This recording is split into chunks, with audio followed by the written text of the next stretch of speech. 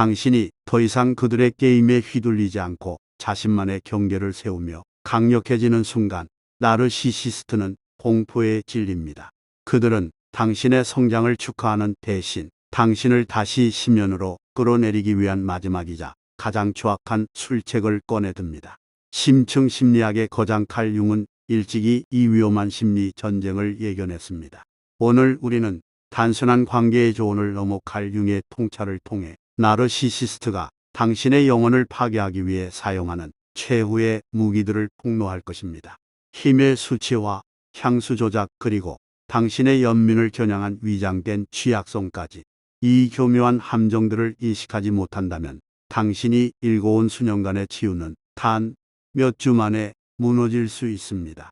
왜 그들은 당신이 강해질 때 더 가혹하게 공격하는가? 그리고 칼 융이 말한 차별적 공감을 통해 어떻게 이 지옥 같은 굴레에서 영원히 해방될 수 있는가? 지금부터 당신의 진정한 자아를 지키기 위한 가장 치열하고도 거룩한 여정을 시작합니다. 이 영상을 끝까지 보신다면 당신은 더 이상 그들의 먹잇감이 아닌 자신의 운명을 지배하는 주인으로 거듭나게 될 것입니다. 나르시시스트와의 관계에서 우리는 흔히 우리가 약해질 때 그들이 가장 잔인해진다고 생각합니다.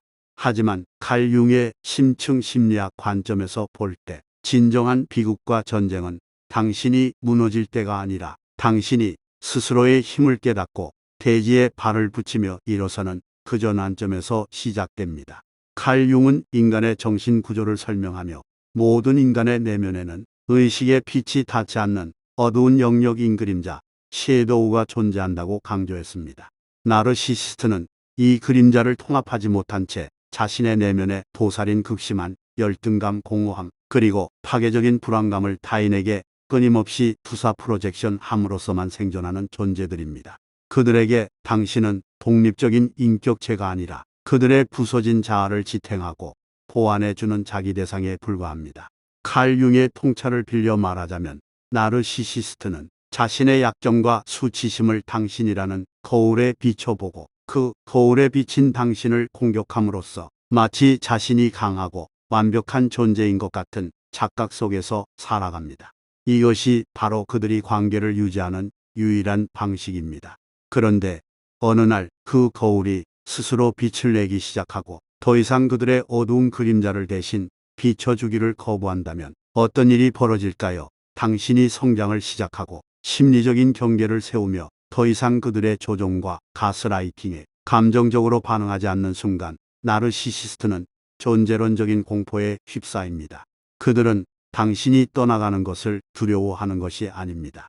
그들은 자신들의 그림자를 받아줄 그릇을 잃어버리는 것을 두려워하는 것입니다. 당신이 강해지는 것은 곧 그들이 평생을 바쳐 회피해온 자신의 추악하고 초라한 민낯과 직접 마주해야 한다는 사형 선고와도 같습니다. 이 시점에서 나르시시스트는 당신의 성장을 배신으로 규정합니다. 너 변했어.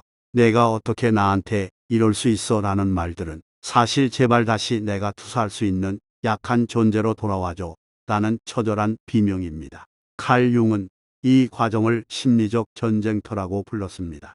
당신이 자신의 힘을 되찾을 때 그들은 당신을 축하해주는 대신 당신이 일궈온 모든 성취를 깎아내리고 당신의 강점을 수치심으로 바꾸기 위한 정교한 공격을 시작합니다. 이것은 그들이 무너져가는 자신의 지배권을 되찾기 위해 꺼내드는 마지막 발악이자 가장 추악한 본능의 표출입니다. 당신이 이 힘의 전환을 이해하는 것은 매우 중요합니다. 당신이 느끼는 죄책감이나 불안은 당신이 잘못하고 있다는 신호가 아니라 당신이 그들의 지배력에서 벗어나 진정한 자아로 나아가고 있다는 강력한 증거입니다. 칼 융은 빛으로 나아가는 과정은 언제나 그림자와의 치열한 사투를 동반한다고 말했습니다. 나르시시스트가 더 거세게 당신을 몰아붙인다면 그것은 당신이 이미 그들을 압도할 만큼 강력한 존재가 되었다는 반증입니다. 이제 당신은 그들의 공포를 당신의 책임으로 여기지 말아야 합니다. 그들의 그림자를 대신 짊어지기를 멈추고 오직 당신만의 빛나는 개성화 과정을 묵묵히 걸어가야 합니다. 그것만이 이 지옥 같은 반복되는 투사의 고리를 끊어내고 진정한 자유를 얻는 유일한 길입니다. 나르시시스트는 심리학적으로 팽창된 자아라는 감옥에 갇힌 수감자들과 같습니다. 칼 융은 개인이 자신의 사회적 얼굴인 페르소나와 진정한 내면의 자아를 구별하지 못하고 외부의 찬사와 권력에 취해 자아가 비정상적으로 부풀려질 때 인간의 영혼은 심각한 불균형 상태에 빠진다고 경고했습니다. 나르시시스트들에게 타인은 동등한 권리와 감정을 가진 주체가 아니라 자신의 비대해진 자아를 유지하기 위한 소모품이자 도구로만 존재합니다. 당신이 혼란스러워하고 끊임없이 그들에게 질문하며 그들의 승인 없이는 아무것도 결정하지 못하는 의존적인 상태에 머물 때 나르시시스트는 비로소 완벽한 안도감을 느낍니다. 당신의 불확실성과 무력감은 그들의 팽창된 자아를 지탱해주는 가장 맛있는 먹잇감이자 비료입니다. 그들은 당신을 가르치고 지배하고 통제함으로써 자신의 신과 같은 전지전능함을 확인하려 합니다. 하지만 당신이 칼 융이 제안한 영적 여정의 정수인 개성화, 인디비주에이션의 길을 걷기 시작하면 상황은 180도 달라집니다. 개성화란 타인이 부여한 역할이나 기대에서 벗어나 자신의 내면에 잠재된 진정한 자기 셀프를 실현하는 과정입니다. 당신이 더 이상 그들의 평가에 일희일비하지 않고 자신의 직관을 믿으며 스스로의 가치를 외부가 아닌 내면에서 찾기 시작하는 순간 나르시시스트가 공들여 쌓아온 지배의 탑은 뿌리째 흔들립니다. 그들은 당신의 독립적인 사고를 성장이나 발전으로 보지 않습니다. 그들에게 그것은 통제의 불능이라는 재앙이자 자신의 전능함에 도전하는 불경한 행위입니다. 나르시시스트는 당신의 변화를 막기 위해 더욱 정교한 심리적 올가미를 던집니다. 그들은 당신이 공부하는 책, 만나는 사람, 심지어 당신의 새로운 취미까지도 조롱하며 비하하기 시작합니다. 너 그런 거 읽는다고 대단한 사람 되는 거 아니야. 갑자기 이기적으로 굴지 마라는 가스라이팅은 당신의 발목을 잡아 다시 그들의 통제 아래로 끌어내리려는 의도적인 술책입니다. 칼 융은 이러한 지배 욕구가 결국 자아의 성숙을 거부하고 타인에게 기생하려는 미성숙한 영혼의 마지막 몸부림임을 간파했습니다. 당신이 자신의 힘을 되찾고 그들의 승인이라는 마약에서 완전히 벗어나는 순간 그들이 가졌던 모든 가짜 권력은 아침 안개처럼 사라질 것입니다. 나르시시스트는 당신이 자신의 존재를 증명해 줄 때만 비로소 존재하는 그림자와 같은 존재이기 때문입니다. 당신이 주인공으로서 자신의 삶을 살아가기로 결정한다면 조연으로 전락한 그들은 더 이상 당신의 인생 영화에 개입할 힘을 잃게 됩니다. 칼 융은 당신이 자신의 무의식을 의식으로 만들지 않으면 그것이 당신의 삶을 지배하고 당신은 그것을 운명이라 부르게 될 것이라고 말했습니다. 이제 그들의 지배를 운명으로 받아들이지 마십시오. 당신의 내면에는 그 어떤 외부의 억압보다 강력한 신성이 깃들어 있습니다. 그 신성을 깨워 팽창된 자아의 허상을 부수고 온전한 당신의 세계를 창조해 나가십시오. 나르시시스트와의 관계가 극단으로 치달을 때 그들은 단순히 당신을 비난하는 수준을 넘어 정교한 심리적 전쟁을 선포합니다. 칼 융은 인간이 자신의 내면에 통합하지 못한 열등한 인격인 그림자 섀도우를 타인에게 덮어씌운 투사 프로젝션 행위가 극에 달할 때 얼마나 파괴적인 현실 왜곡이 일어나는지 경고했습니다. 그들은 이제 당신의 현실감을 무너뜨리기 위해 가스라이팅이라는 안개를 살포하기 시작합니다. 이 전쟁의 목적은 단 하나, 당신의 개성화 과정을 중단시키는 것입니다. 당신이 스스로의 가치를 깨닫고 독립적인 자아로 서기 시작하면 나르시시스트는 통제력을 잃었다고 느끼며 공포에 빠집니다.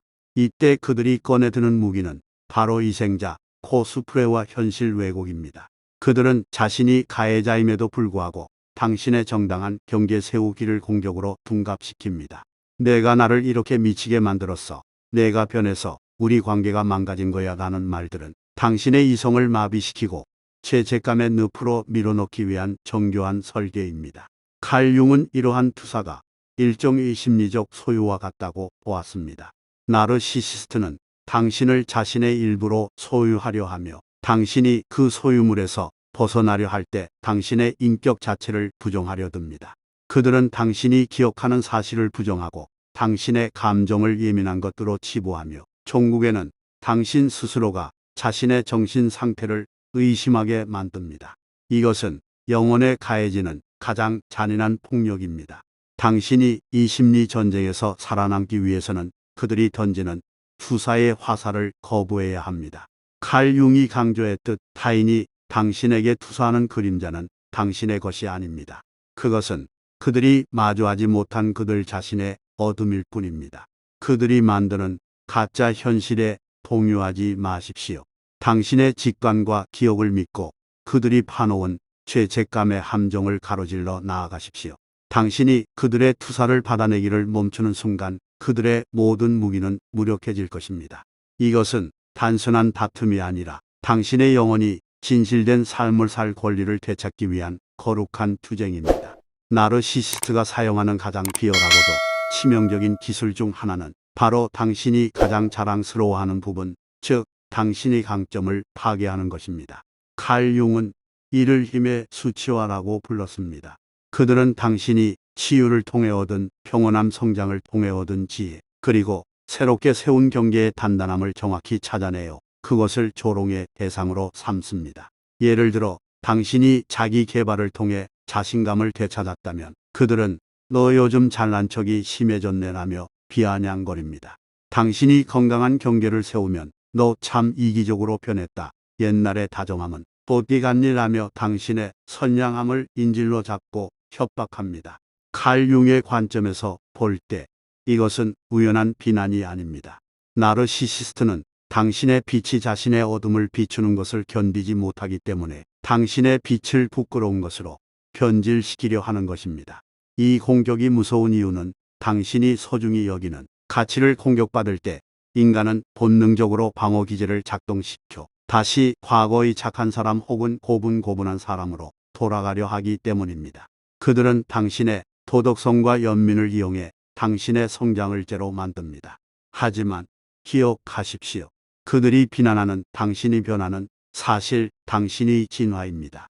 칼 융은 진정한 자아를 찾아가는 길에는 반드시 주변의 저항이 따른다고 말했습니다.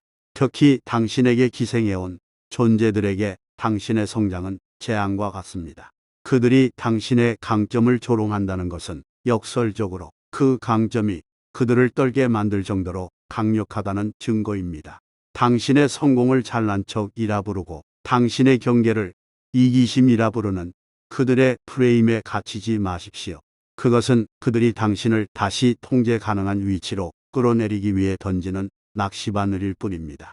당신의 강점을 당당히 껴안으십시오. 당신이 자신의 빛을 부끄러워하지 않고 온전히 발산할 때 나르시시스트의 어둠은 갈 곳을 잃고 흩어지게 될 것입니다.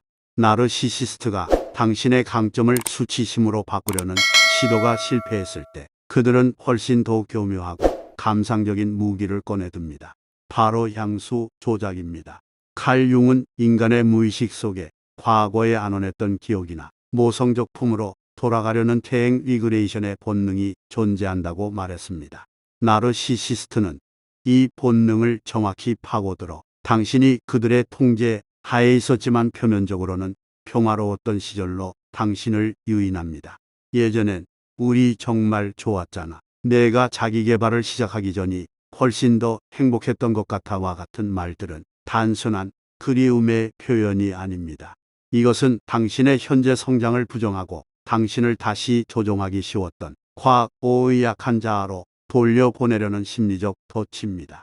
칼 융의 관점에서 볼 때 이것은 개인이 미래를 향해 나아가는 전진적 에너지를 차단하고 과거의 늪으로 끌어당기는 파괴적인 힘입니다. 그들은 당신이 기억하는 과거의 조각들을 미화하고 편집하여 마치 현재의 고통이 당신의 변화 때문인 것처럼 착각하게 만듭니다. 이 단계에서 그들은 갑자기 예전에 당신이 좋아했던 선물을 가져오거나 함께 행복했던 장소의 사진을 보내며 당신의 감정적 방어선을 무너뜨리려 합니다. 당신의 뇌는 고통스러운 현재보다 미화된 과거의 보상 체계에 반응하게 되고 정말 내가 너무 예민해진 걸까? 예전으로 돌아가면 다시 행복해질 수 있을까라는 치명적인 의구심을 갖게 됩니다. 하지만 기억하십시오. 그들이 그리워하는 것은 당신이 아니라 그들에게 무조건적으로 공급원을 제공하던 과거의 당신입니다. 칼 융은 진정한 자아를 찾는 여정에서 가장 큰 유혹은 익숙한 고통으로 돌아가고자 하는 욕구라고 경고했습니다. 나르시시스트가 던지는 향수의 달콤한 미끼 뒤에는 당신의 영혼을 다시 구속하려는 녹슨 쇠사슬이 숨겨져 있습니다. 당신이 그들의 추억 조작에 흔들리지 않고 그 시절은 이미 지나갔고 나는 그때보다 더 성장했다. 고 단호하게 선언할 때 과거라는 이름의 감옥문은 비로소 열리게 될 것입니다. 당신의 성장은 과거의 평화를 깨뜨린 주범이 아니라 가짜 평화 뒤에 숨겨진 진실을 밝혀낸 위대한 승리입니다. 모든 공격과 회유가 실패했을 때 나르시시스트가 꺼내드는 가장 비열하고도 강력한 마지막 카드는 바로 제조된 취약함입니다. 칼 융은 인간의 내면에 타인의 고통을 차마 외면하지 못하는 치유자, 힐러의 원형이 존재한다고 보았습니다. 특히 나르시시스트의 표적이 되는 공감 능력이 뛰어난 사람들은 이 원형이 매우 강하게 발달해 있습니다. 나르시시스트는 당신의 이 고결한 성품을 정확히 겨냥하여 자신을 세상에서 가장 비참하고 도움이 필요한 존재로 위장합니다. 당신이 자신의 삶을 주도적으로 살아가며 그들과의 거리를 완벽하게 두기 시작할 때 그들은 갑자기 심각한 질병에 걸렸다고 주장하거나 재정적인 파산 위기를 알리며 혹은 가족의 비극을 들먹이며 당신의 연락망을 두드립니다. 나 너무 힘들어. 너밖에 도와줄 사람이 없어. 라는 메시지는 당신의 경계심을 단숨에 무너뜨리는 강력한 정서적 폭탄입니다. 칼 융은 이를 부정적 모성부성 원형의 발현으로 보았는데 이는 상대방의 죄책감을 자극하여 자신에게 영원히 묶어두려는 심리적 지배술입니다. 이들이 보여주는 눈물과 무력함은 철저히 계산된 연기인 경우가 많습니다. 그들은 당신이 강해졌을 때만 선택적으로 약해집니다. 당신이 그들의 문제를 해결해 주기 위해 다시 구원자의 역할로 복귀하는 순간 그들의 나약함은 마법처럼 사라지고 다시 예전의 오만하고 지배적인 모습으로 돌아갈 것입니다. 이것은 당신의 에너지를 빨아먹기 위해 상처 입은 짐승의 흉내를 내는 포식자의 전술입니다. 칼 융은 타인을 돕는 행위가 자신의 자아 실현을 방해한다면 그것은 진정한 자비가 아니라 병리적인 동정심일 수 있다고 지적했습니다. 나르시시스트가 위기를 내세워 당신의 삶으로 침범하려 할 때 당신은 냉정하게 질문해야 합니다. 이것이 진정으로 그를 돕는 길인가 아니면 나의 성장을 멈추게 하려는 그의 시나리오인가.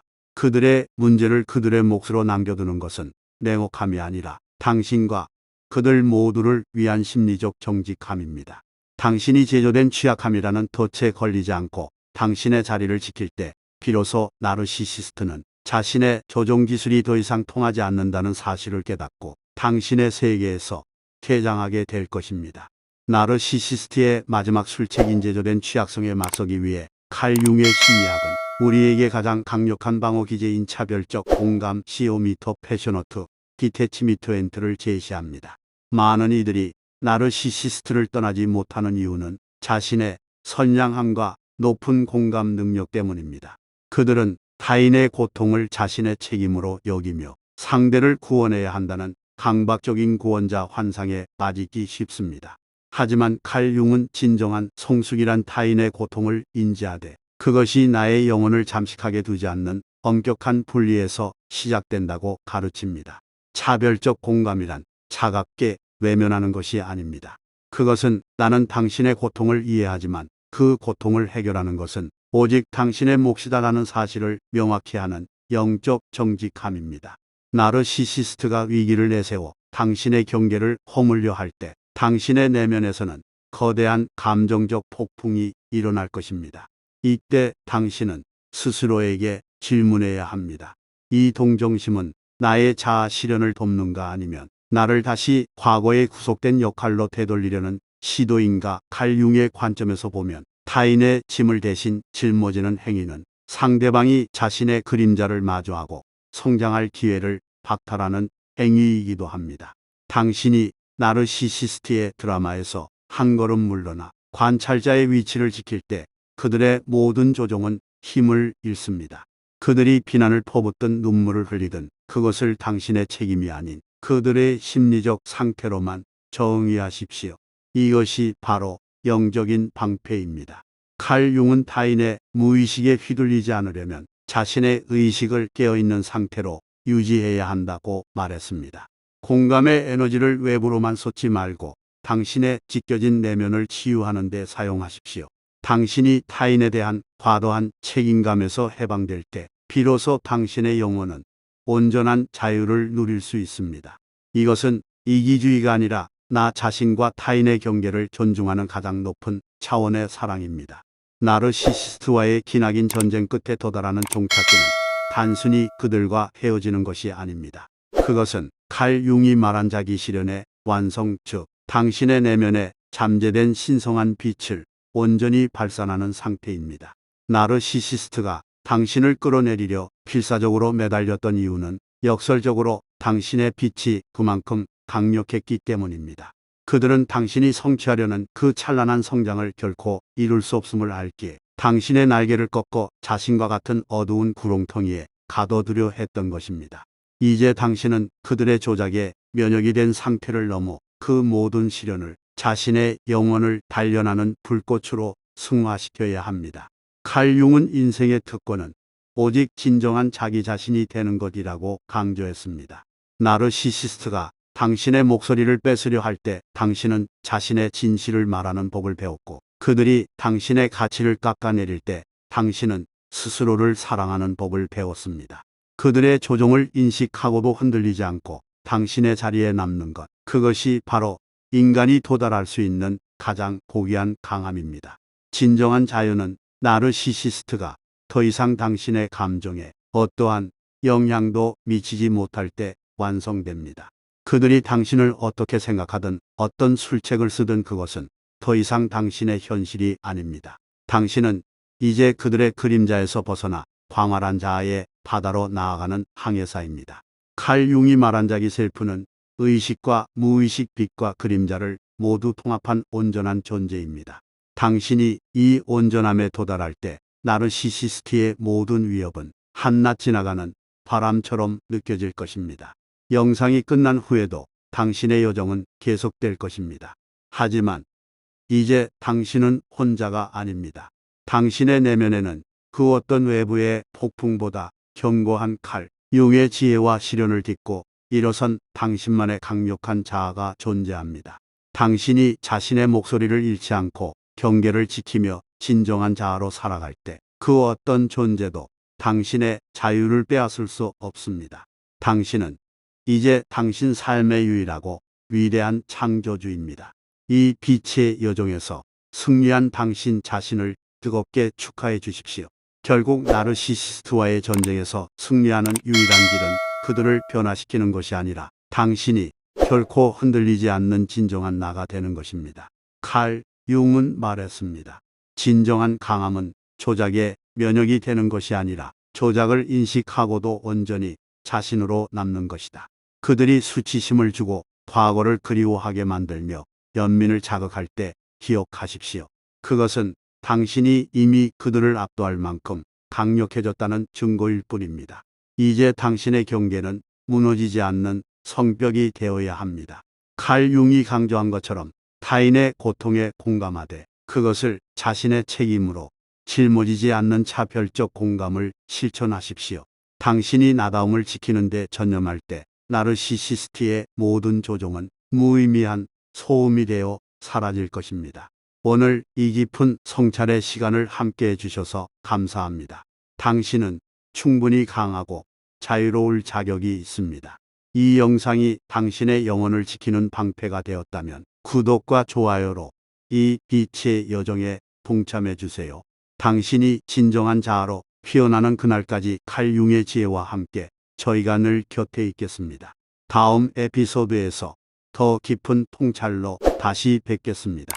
당신의 평온과 해방을 진심으로 기원합니다. 당신의 선택은 우연이 아니라 운명입니다.